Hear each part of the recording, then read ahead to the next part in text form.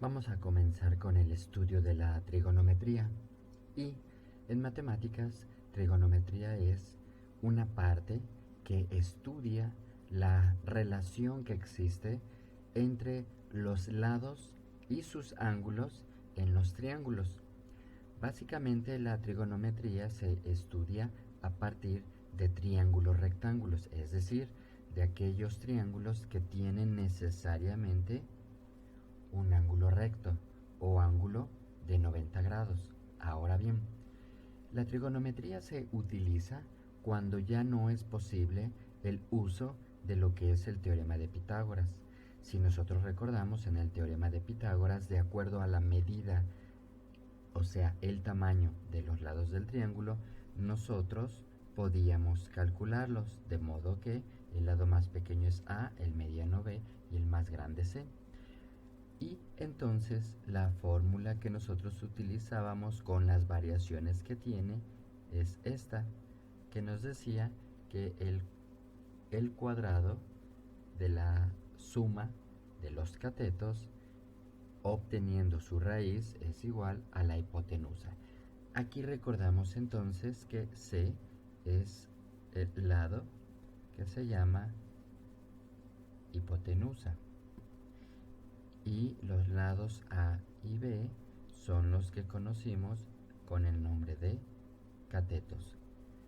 Ahora bien, cuando nos hace falta algún dato, algún lado, y esto nos impide calcular el valor de otro lado, es ahí donde entra la trigonometría. Y específicamente es ahí donde entran las funciones trigonométricas. Es decir, las funciones trigonométricas son 6, son 3 y las siguientes 3 son sus inversas. Las más utilizadas son las directas, que se llama seno, que se abrevia sen y que nuestra calculadora viene como sin. La siguiente es el coseno, que se abrevia como cos y en nuestra calculadora también viene cos. Y la tercera es la que se conoce como tangente, se abrevia tan y en nuestra calculadora también aparece de la misma forma. Ahora, ¿cómo es esto? ¿Cómo yo lo puedo manejar? Bueno, son una serie de fórmulas muy sencillas. En el caso del seno, su fórmula es cateto opuesto sobre hipotenusa. El coseno es cateto adyacente sobre hipotenusa y la tangente es cateto opuesto sobre cateto adyacente.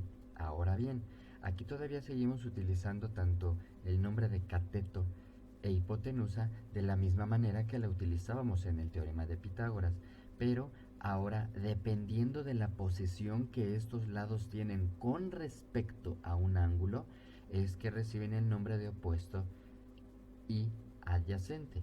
Recordemos entonces, esta abreviatura corresponde a cateto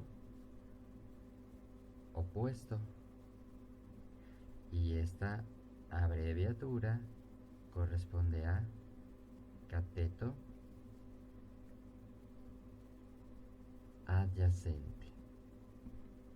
Y son los nombres que reciben cada uno de estos lados específicamente en el uso de las funciones trigonométricas y estos nombres son fijos, es decir, que en cada una de las fórmulas nunca van a cambiar. Ahora bien, ¿cómo es que nosotros podemos manejar esto? Observemos. Si tenemos este triángulo rectángulo, ahora nosotros lo tenemos que relacionar con respecto a sus ángulos y sus lados. Si este es el lado A, este es B y este es C, entonces el ángulo que está en sentido contrario del lado A es el que se le llama ángulo A y el que está en sentido contrario del lado B es el ángulo B. Pero ¿qué es lo que sucede si yo quiero encontrar el seno para el ángulo A? La fórmula nos dice cateto opuesto sobre hipotenusa. Ahora bien, siempre, absolutamente siempre, el cateto opuesto es a partir de donde está el ángulo, el lado que no forma parte del ángulo. Es decir, este ángulo se forma con este lado y con este lado. Y el que no tiene que ver con él es este. Entonces, para el ángulo A, el cateto opuesto es el que está del otro lado. Cateto opuesto, ahí está, sobre hipotenusa. Y la hipotenusa siempre, siempre, siempre va a corresponder o es igual al lado C. Y la hipotenusa o lado C es el que es opuesto siempre al ángulo de 90 grados. Entonces aquí sería A sobre C, que corresponde a la hipotenusa. Pero si yo quiero sacar el coseno para el ángulo A, la fórmula que anteriormente vimos nos dice que es cateto adyacente.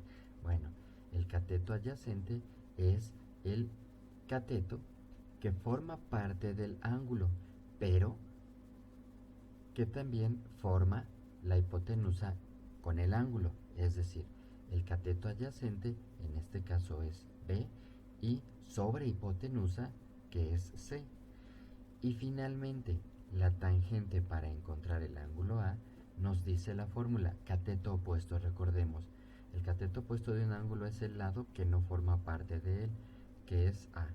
Y sobre cateto adyacente.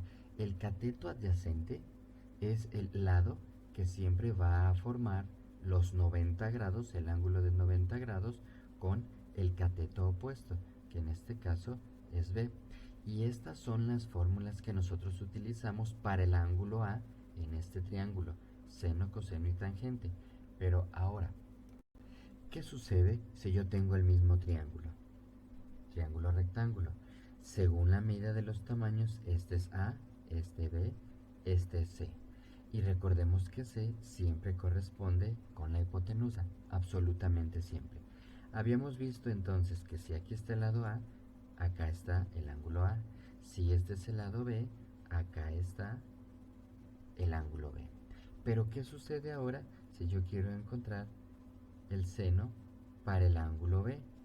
Yo ya sé que la fórmula del seno es fija y la fórmula me dice cateto opuesto sobre hipotenusa. Aquí está el ángulo.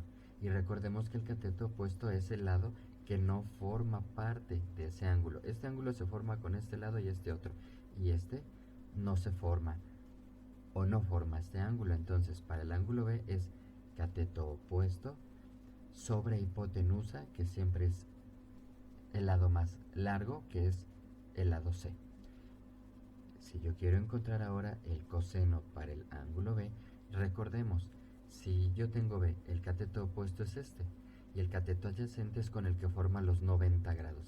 Aquí está, con el que forma los 90 grados, entonces es el ángulo A sobre hipotenusa. Y finalmente, si yo quiero sacar la tangente de B, mi fórmula me dice que es cateto opuesto B, cateto opuesto entre cateto adyacente, con el que forma los 90 grados. Y estas serían las tres representaciones o fórmulas, si les queremos llamar así, si queremos encontrar el ángulo B. Y aquí está si queremos encontrar el ángulo A. Todo depende de la posición que estos tienen.